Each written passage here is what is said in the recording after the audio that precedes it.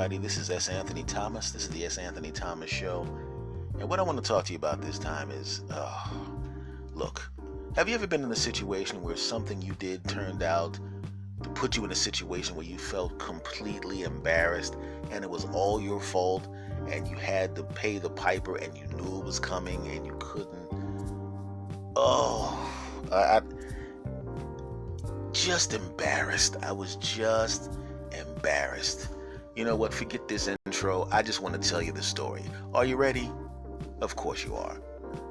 Let's do it.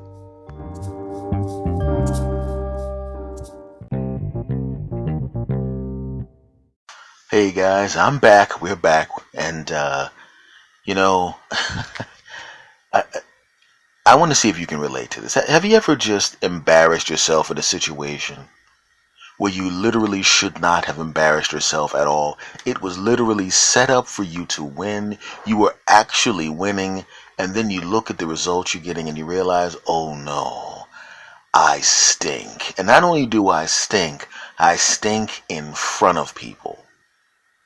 Well, that happened to me recently at my doctor's appointment, because every other doctor's appointment, my last 5 or 6 times at the doctor, I lost weight and my doctor was really proud. Oh, you did great, Mr. Thomas.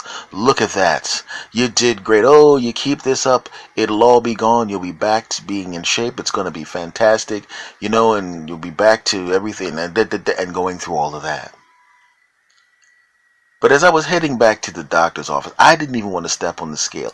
I kind of knew that I wasn't going to have lost weight this time, but I kind of was in denial. I thought, no, if I just lost a few pounds, or if I'm right at even if I didn't lose weight. I went in there one time before the streak of weight loss, where between doctor's appointments, I didn't gain weight and I didn't lose weight. And the doctor kind of gave me a built-in excuse. Well, you know, you have been doing good, and you know, everybody plateaus. Just make a couple of changes, and you know, here's a couple of things you can do, and you'll be right back on track. She gave me an out and an excuse. And I think I stored that excuse in my head for later use. And later use meaning my last time at the doctor's office. So I'm getting ready to go to the doctor's office. You know, I'm putting my clothes on. And when you put on the shirt you wore last time, the shirt you wore last time, and it doesn't just flop down like it did, it kind of goes on a little tighter than you remember. Of course you're going to go, hey, it can't be me. It must be the fact that it was in the dryer. Meanwhile, you've washed and dried it 68,000 times between them, and it never shrunk before. But just the time when you're going back to the doctor, this one time I decided, hey, he's going to the doctor. I'm going to shrink and make him think he gained a couple of pounds, because shirts do that, right? No, they don't. And I looked at the scale, and I wanted to step on it to prepare myself, but something said, nah, you don't want to do that. It was as if there was a part of me that was a friend. You know that friend that keeps you from the bar fight?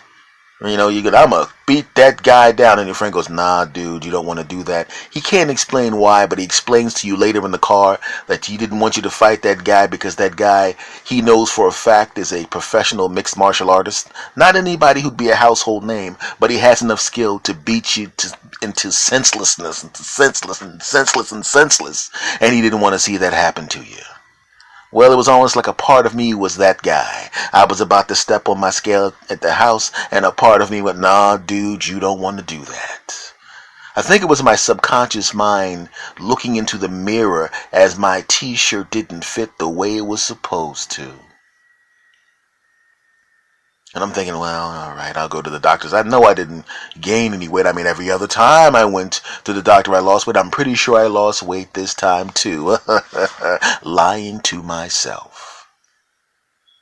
I was kind of like that football team that was on a winning streak. And you know, sometimes it's human nature when you have a lot of success, back to back to back to back, you get a little cocky and assume just because you've been winning currently that all of a sudden winning's just going to happen without you putting any kind of effort. We've been there before. You've seen teams like that. They won 16 games in a row, and they go to play a team, and they're thinking, this guy, we're going to blow this team off the basketball court. They can't hang with us. You as a sports fan don't even want to watch the game because you expect it to be a blowout. You go about your day. You figure you're going to come back and watch your home team blow this team out. You're turn on the TV and you're looking and there's 6 minutes left in the game and your team's down by 20 and you're going, what the hell is this? How'd this happen? It was kind of like that. I knew I was heading for a big loss and there was nothing I could do about it. You can't lose 10 pounds when you're driving to the doctor's office. In the 20-minute drive from your house to the doctor's office, 20 pounds of fat's not going to be burned while you're sitting in traffic. You park your car, you get out, you start walking towards the doctor's office, right? And you start doing dumb things. I was actually running in place in the elevator like I'm going to lose 20 pounds in the elevator. Mr. Thomas, I was going to say you had gained weight, but apparently, did you run in the elevator? As a matter of fact, doctor, I did. That's why you lost an acceptable amount of weight between your home and here. Lots of people don't know that if you run in the elevator at the doctor's office, you lose lots of weight. No, you don't. And when you go to the doctor's office, you don't see the doctor first, you see the nurse first. And it's the same nurse. She knows you. Even if it's not her every time, she knows you well enough to have a kind of a idea of what you're supposed to weigh. You walk into the office and she looks at you and she can see the extra 10 pounds that are on you. And she looks at you with disapproval like, you loser. You were winning and now you did this to yourself. You make me sick. I should have known something was wrong because when I went to shake her hand, she slapped me in the face and spit on me. She said, you disgust me. That didn't happen. I go sit down in the back. The nurse is checking my blood pressure. My blood pressure is perfect.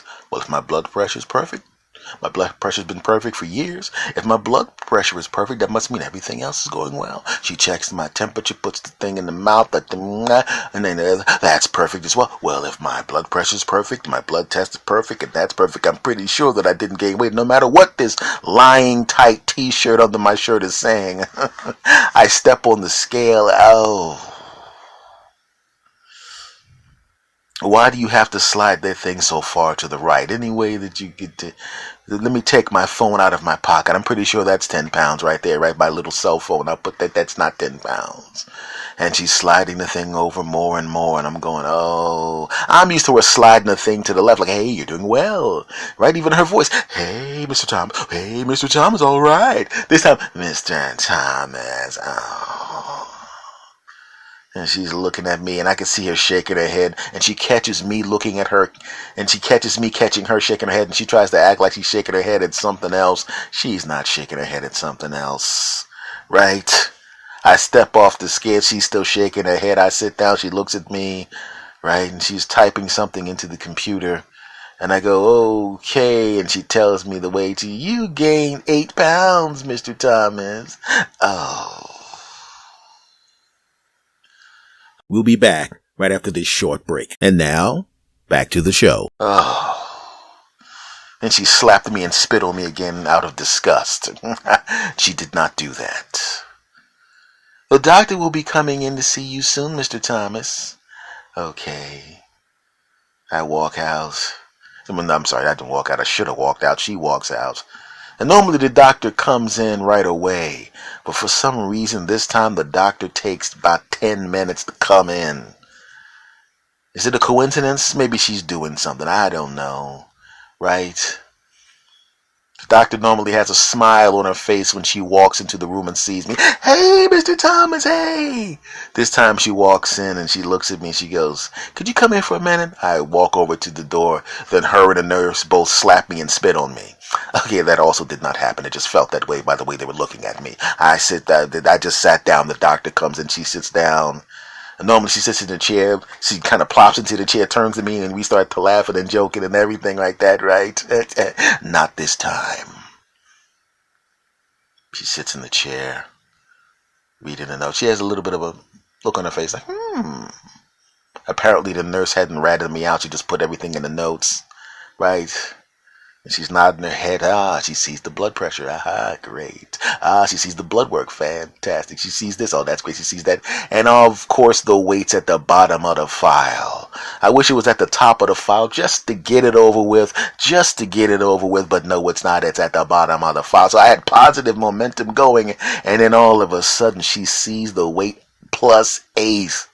right? The only thing missing was dramatic music, with blood pressure, boom, boom, ba da ba dee ba ba, hey, ba da ba ba dee ba, blood work, da ba da ba scap dee da, and let's look at this way, da. And then you hear that sound effect of a record being scratched, right? And then you hear the dramatic music.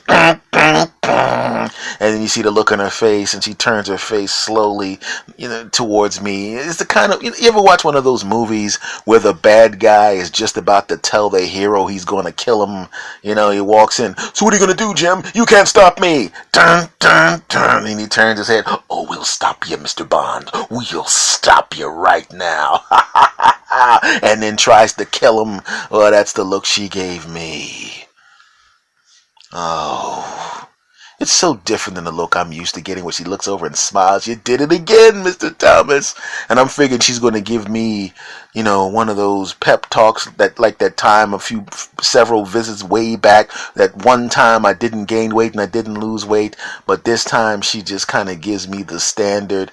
Well, that happens sometimes. Just make sure that, you don't want to, you've been doing so good lately. You don't want to mess it up. And she's giving me the kind of pep talk you give your kid the 15th time that year that they get sent to the principal's office, where it's like, this kid's an idiot.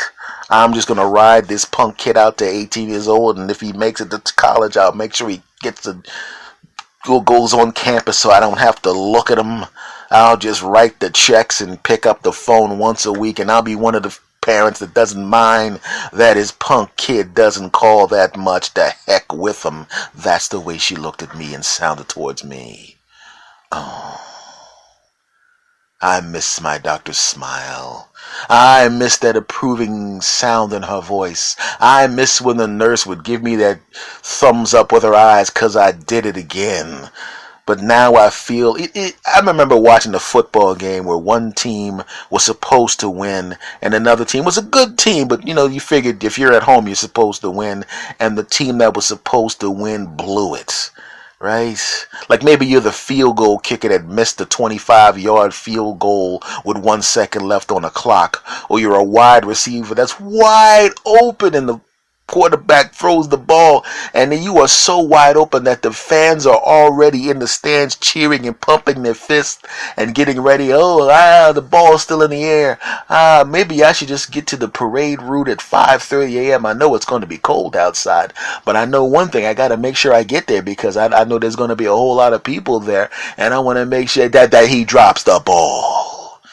And then you can't even read the newspaper the next day. Loser receiver. Can't, and all of a sudden there's memes on the internet of stuff sliding out of your hands, right? And people that don't even care about football are making fun of you, and you can't, even when the season starts next year, you still got a whole year. Even if you do great for the first 14 games of the year, they're going to go, that's great that you did 14 games, but what about the playoffs last year, loser? Oh, you can't even look at the newspaper. Oh, you can't even watch the news. Oh, you can't turn on the radio. Oh, you can't surf on your phone. Oh, it's horrible. People that used to look at you and give you the thumbs up in the street because you were their player and they love you, avert their eyes, right? They don't even ask for an autograph. And if you say, hey, would you like an autograph? They go, I'm really in a hurry. And they're sitting at a bus stop and daggone well they're not in a hurry. That level of humiliation, that's what it felt like. When I walked out of the doctor's office, it felt like I was making the walk of shame. Right? One of those things where everybody saw you last night, you had a couple of beers, and then you tried to have intimacy with the wall plant. You know what I mean? And people got to see that crap, and everybody's looking at you like, isn't that the guy that was trying to get it on with the plant? And everyone's like, you disgust me. That's how I felt.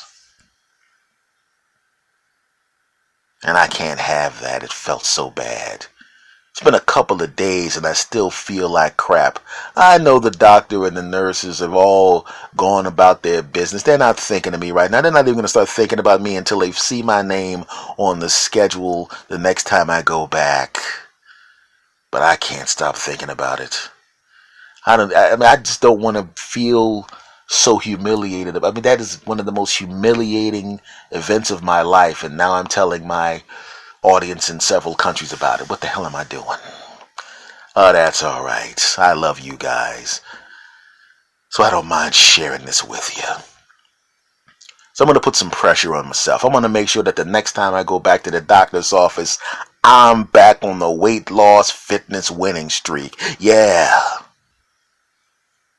So for those of you out there that are listening to this show, and I know you've been through this situation before, something similar has happened to you. Listen, let's you and me right now on June 1st make a pact. We're going to make one together.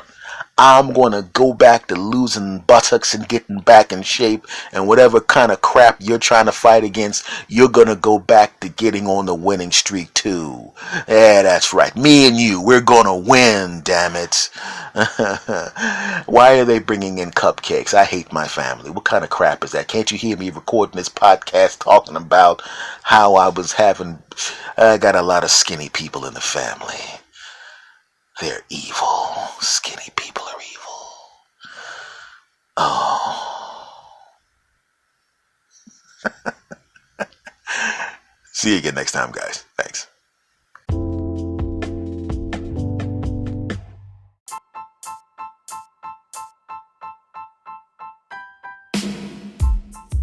All right, guys. Thank you very much for listening. Thank you. Now, listen. I do want you to tell people, if you like this show, and obviously if you're listening to this part, it means you listen to the whole show. If you like the show, tell a friend to tell a friend, recommend the show, share it with other people, and rate and review. Oh my goodness, I can't believe I told that embarrassing story. Much love to you all. I'll see you next time.